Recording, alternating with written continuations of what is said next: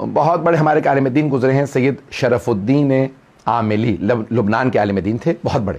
ان کی مناظرے پہ بہت کتابیں، النص والاجتہاد، المراجعات، اردو میں بھی ترجمہ ہیں، دین، مکتب اہل بیت، اور مناظرے پہ کتابیں ساری، اور بہت کتابیں لکھی. مسائل فقہ جعفری کے انہوں نے دفاع میں بہت مناظرے کیے، اور لاکھوں لوگ شیعہ کیے. قوم مقدس میں اکثر جو مصر کے جامعۃ الازہر کے پڑھے ہوئے شیعہ ہوتے تھے وہ کہتے تھے کیسے، تو کہتے تھے ان کی کتابیں پڑھ کے شیعہ ہوں. تو بہت مضبوط تھے، اللہ نے بڑی توفیق دی تھی. سید شرف الدین عاملی، موسوی عاملی، جبل عامل کے رہنے والے، تو اس لیے عاملی کہا جاتا تھا. تو 20ویں صدی میں ہمارے 2 علماء مراجوں نے آل سعود کے زمانے میں حج میں نماز پڑھائی. ایک آقا موصل حکیم نے اور ایک آقا شرف الدین نے، سید شرف الدین، اور دونوں نے فیصل کے زمانے میں.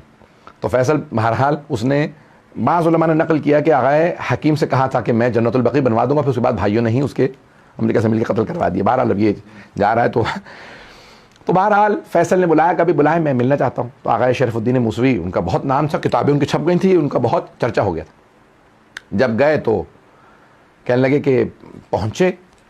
اب بادشاہ، آپ کو پتا ہے بادشاہ کتنے پڑھے لکھے ہوتے ہیں، زیادہ میں کچھ نہیں کہنا چاہتا. ہاں، تو اب جتنی تعلیم ہوتی ہے آج کل تو صدر اور وزیر اعظم بھی ایسے ہی آ رہے ہیں. تو لیکن بہرحال اب بادشاہ زیادہ ایجوکیٹڈ نہیں، وہ پیسہ باپ دادا بادشاہ تھے تو بادشاہ بن گیا.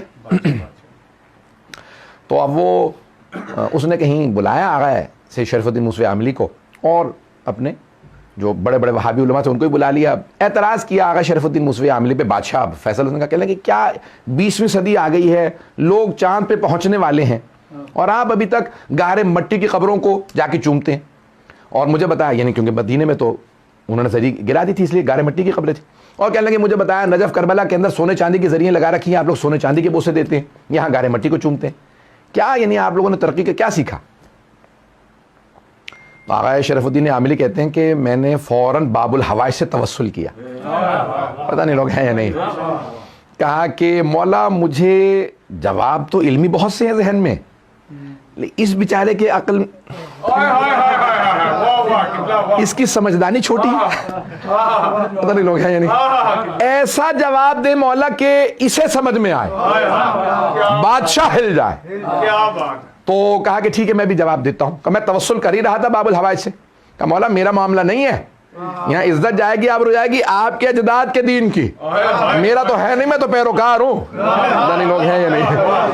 بہت سے لوگ جو ہیں وہ ائمہ کو بھی ایموشنل بلیک میل کر لیتے ہیں. تو کہا مولا معاملہ تو آپ کا ہے، آپ کے جد کا دین ہے، میرا کیا. تو کہا جواب ایسا دیں کہ میں بادشاہ کا جواب دے سکوں. کیا میں بھی بیٹھا سوچ ہی رہا تھا کہ کیا جواب دوں کہ بادشاہ کو لگے. کہ اچانک ایک آدمی نے اعلان کیا کہ بادشاہ سلامت، رسول اسلام کے زمانے کے قرآن ہرن کی کھال پہ وہ دریافت ہوا ہے، وہ آپ کے لیے زیارت کے لیے لے کے آئے. کہا میں نے دیکھا کہ مرتبہ فیصل کھڑا ہو گیا. کہا لاؤ. تو انہوں نے جو ہے وہ قرآن کریم مخمل کے کپڑے میں لپیٹ رکھا تھا، سونے کی تاریں لگی تھی. جیسے ہی اس نے قرآن ہاتھوں میں لے کے چوما، آنکھوں سے لگایا، کہا میں فوراً کھڑا ہوا، میں نے کہا شرک، بدعت، حرام. چینی تو الفاظ آتے ہیں انہیں. تو جیسے کہا نا شرک، بدعت، حرام، تو فیصل نے پلٹ کے کہا مولانا دماغ خراب ہو گیا آپ کا کیا؟ محل کے اندر شور مچانے لگے. کہا یہ تم کیا کر رہے ہو؟ سونے کی تاروں کے بوسے دے رہے ہو، مخمل کے کپڑوں کے بوسے دے رہے ہو، ہرن کی کھال کو چوم رہے ہو. کہا نہیں مولانا، میں سونے کی تاروں کے، مخمل کے کپڑے کے، ہرن کی کھال کے نہیں، وہ جو قرآن ہے اس کی وجہ سے چوم رہا ہوں. کہ ہم بھی گارے مٹی کے بوسے نہیں دیتے، وہ جو قبروں میں نبی، کہا وہ جو قبر مطہر میں نبی و آل نبی ہیں ہم ان کی وجہ سے بوسے دیتے ہیں. کہا کچھ دیر کے لیے بالکل سٹپٹایا، خاموش ہو گیا. کہا اس سال اپنے مفتی اعظم سے کہنے لگا، مفتی اعظم تو سمجھتے ہیں نا، تو اپنے مفتی اعظم سے کہا بھئی اے عبداللہ بن باز سال تم نہیں یہ نماز پڑھائیں گے.